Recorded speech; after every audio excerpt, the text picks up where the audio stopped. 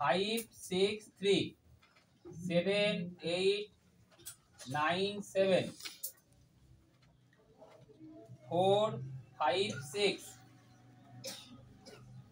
8 2 3 0 একক দশক শতক বলছে এর নিকটতম 1000 এর গুণিতক।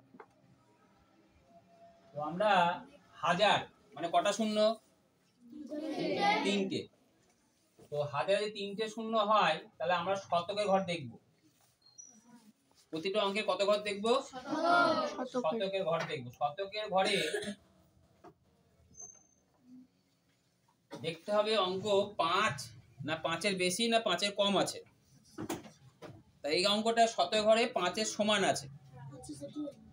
5-এর সমান থাকলে পারে কি করতে হবে? হাজারের সঙ্গে 1 যোগ করতে হবে, বাদ বাকিগুলো সব কি হবে?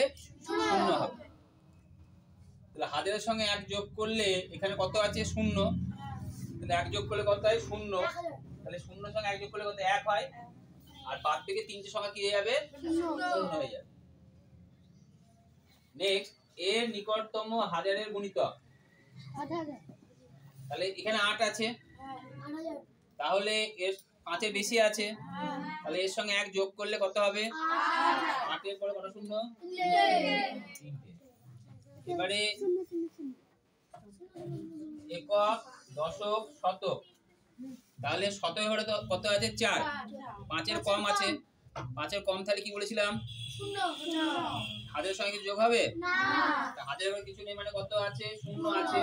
তাহলে 4টে শূন্য হয়ে যাবে। এখানে কত আছে? 2। তাহলে কি যোগ হবে না, তাহলে এখানে কত হবে? 8। 8-এর পর কত শূন্য হবে? 3। মনে থাকবে? তাহলে এইভাবে তোমাকে অঙ্কগুলো করতে হবে।